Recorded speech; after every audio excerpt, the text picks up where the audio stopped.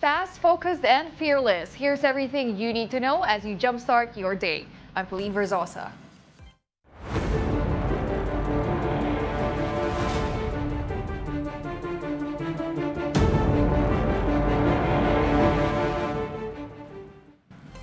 The Kingdom of Jesus Christ has secured a temporary protection order from the Davao court yesterday. However, the Davao City Police are still in the KOJC compound. And to get the latest, we have our mobile journalist Evan Terinque joining us live from Davao City this morning. Evan, bakit hindi pa umaalis sa mga pulis dyan sa kabila ng protection or temporary protection order? Yes, Pauline, kahapon nga nilabas na ang TPO ng Davao RTC, pero sa kabila nga nito ay naka-standby pa rin ang mga kapulisan dito. Sa cease and desist order kasi na nakasaad, dito natatanggalin lang ang barriers na nakaharang sa compound ng KOJC. Pero mag-file pa ng clarification sa DILG doon nga sa inilabas na TPO kahapon. Pero sa ngayon, Pauline, nakakalabas-pasok na ang mga membro ng KOJC sa loob ng kanilang compound. Pauline? Okay, Evan, may nangyari ba ulit na girian sa pagitan ng pulis at mga KOJC members sa nitong mga nakarang oras? Kasi nalala natin noong Lunes, grabe intense yung tensyon, pero kahapon ba pati kagabi mas humupa na yung tensyon sa pagitan ng dalawang partido? Pauline, simula kagabi wala na kaming naabutan na nagkaroon ng girian na nangyari between nga sa kampo ng kapulisan at ang mga membro ng KOJC. Hindi katulad nga ng mga nakaraang araw na talagang mataas yung tensyon sa dalawa. Kaya ngayon, mas peaceful na ang mga kaganapan dito nga sa paligid ng compound. Pauline? Okay, Evan, pagdating naman sa operasyon ng mga pulis, convinced pa rin ba sila na nasa loob lang ng KOJC compound itong si Pastor Apollo Kibuloy? Yes, Pauline, convinced pa rin niya ang kapulisan na nasa loob pa rin ng compound itong si Pastor Kibuloy, no? Sa mga nakukuha nga kasing update ni DILG Secretary Benhur Abalos, no? Positive ang kanyang mga naririnig. Kaya nga sinabi niya rin na hanggat hindi daw nila nakukuha ito nga si Pastor Kibuloy, tuloy-tuloy yung kanilang operasyon. Okay. So mukhang, sabi mo nga, Evan, hindi aalis sa mga kapulisan dyan hanggang matuntun nila itong si Pastor Kibuloy. Pero kamusta ba ang sitwasyon dyan ngayong umaga? Marami pa rin bang mga members ng KOJC na nakapaligid pa rin sa compound? Yes. Ngayon, Pauline, mas kalmado na nga yung paligid. Yung mga gaganapan dito nga sa paligid ng compound, yung mga ibang membro ng KOJC na yung mga nagsistay talaga dito sa labas ng compound, yung mga nakarang araw ay nakakapasok na nga sila sa loob ng kanilang compound yun. Ngayon din, nakakadaan na rin yung mga sasakyan kasi dahil yung mga nakarang araw nga, naka-blockade kasi itong daanan ito, itong CP Garcia. So walang talagang sasakyan nakakadaan. Ngayon, parang 3 lanes nga yung sasakyan na pwede nang makadaan dito mula northbound hanggang pa southbound. Pauline? Evan, kung pwede mo lang pakita sa amin yung surroundings mo. Parang may nakapaskil din sa likod mo na sign. Ano bang nakasulat dyan? No. So Ayan. nakalagay dito is June 10, 2024 is a day of infamy. Ito daw ay quote from dating or isang statement galing sa ating former president na si Rodrigo Duterte na isang KOJC property administrator. No? So ayan, makikita natin may mga nakapaskil pa rin dyan, may mga tarpaulin pa rin na nakapaskil sa labas nga ng KOJC compound. Ngayon, makikita naman natin itong part. Ito yung isang gate ng KOJC compound. No? Ito yung sumay tapat ng kanilang dome. No, makikita natin, andito pa rin yung mga kapulisan na naka-standby. At doon din sa may harapan, doon sa dating pwestuhan, no, may mga nakatambay pa rin, mga naka-standby pa rin na kapulisan doon. Ito naman yung mga sasakyan na ito na, freely na, may mga flow na ng traffic na nakakadaan dito. Pauline? Evan, halos 2,000 pa rin ba ang police force na nandyan o binawasan na? Yes, Pauline. So far, we're trying, humingi pa kami ng update, no? Hindi pa kami sinasagot no? Kung gaano nga karami yung bilang ng kapulisan na nandito. Pero we're still waiting sa update ng PNP kung nabawasan ba or dumami pa lalo yung mga nakabantay dito. Pauline? Alright, maraming salamat sa lahat ng iyong updates mula dyan sa Davao City. That was our mobile journalist, Ivan Tarinque. Now, President Bongbong Marcos denies accusations of overkill in the operations against Apollo Kibuloy. Marcos says the number of police was justified considering the size of the area. Over 2,000 cops have been deployed around the Kingdom of Jesus Christ in Davao City. The president also criticized Kibuloy for using his followers to block authorities and evade arrest. The reason we did this was so that we could maintain the peace. Hindi ko nga maintindihan kung bakit dinadamay ni Kibuloy ang mga tauhan niya. Kasi sinasabak niya yung mga tauhan niya. Wala namang kasalanan niya mga yan. Oh, we still have more stories after the break. Keep it here on One News.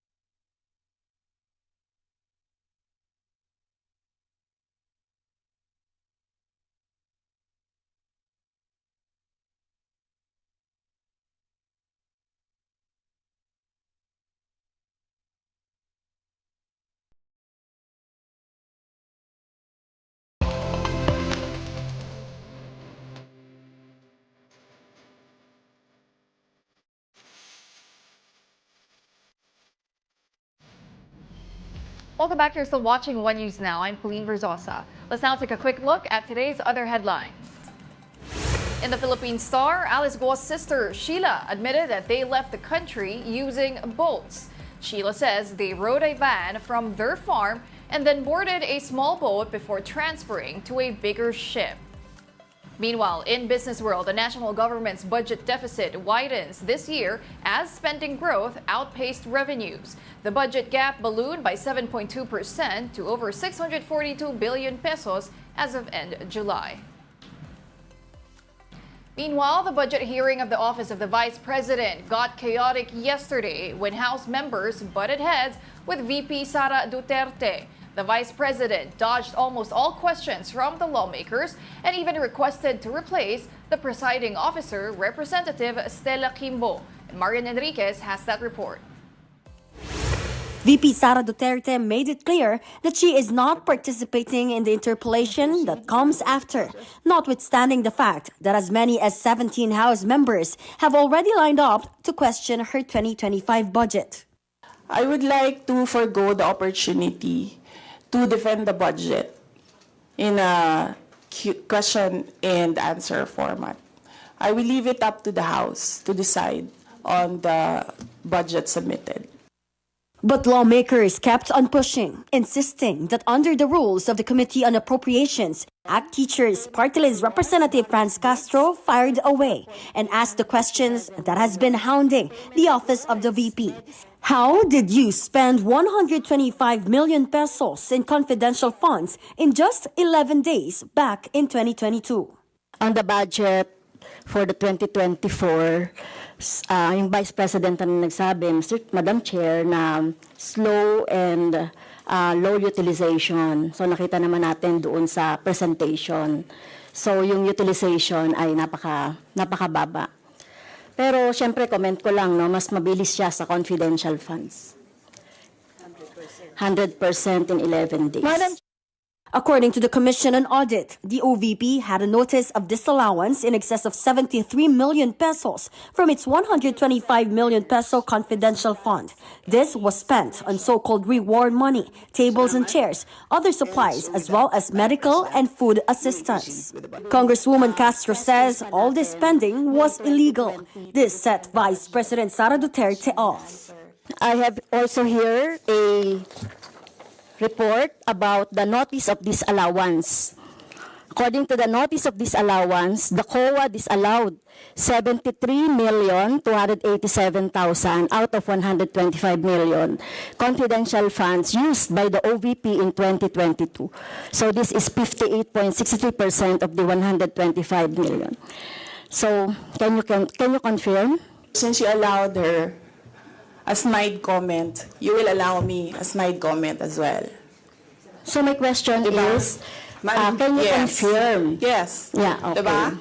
Okay. Yes, Madam Chair. So May I, before you proceed, may I remind both our guests and our resource You should have persons reminded her to when she said the refrain line, diba? I called your attention, Madam Chair. You did not recognize me. So, ngayon, sasabihin ko na, if you allowed her that, you allowed me a snide comment as well. I don't recall hearing a snide comment, Madam Vice President.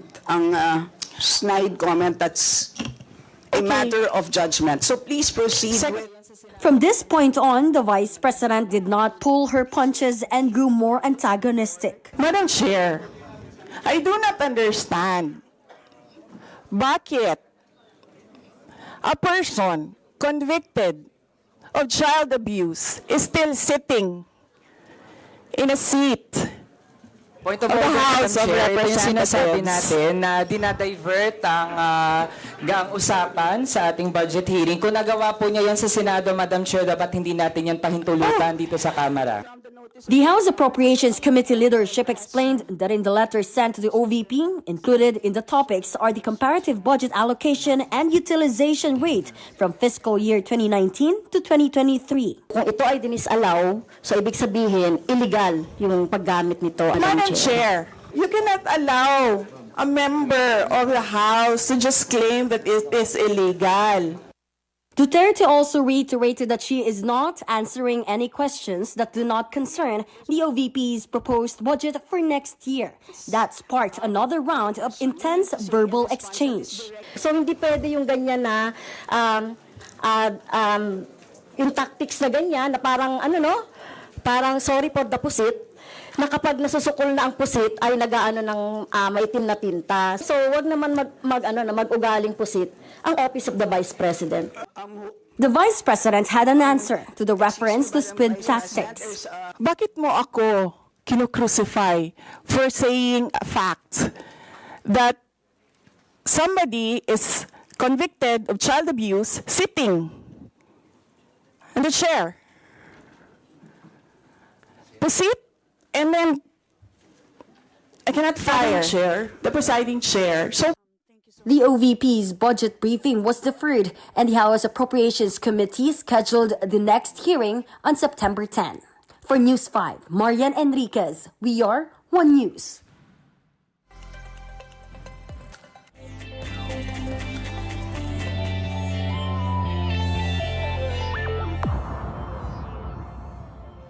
And now shifting gears to sports, the PLDT high-speed hitters booked their ticket to the semis of the PBL Reinforced Conference.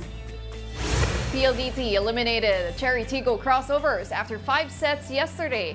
Kim Fajardo was hailed the best player of the game after registering 23 excellent sets. They will face the undefeated Akari Chargers in the semis this Thursday, 4 p.m. You can catch this on One Sports and One Sports Plus on Signal TV.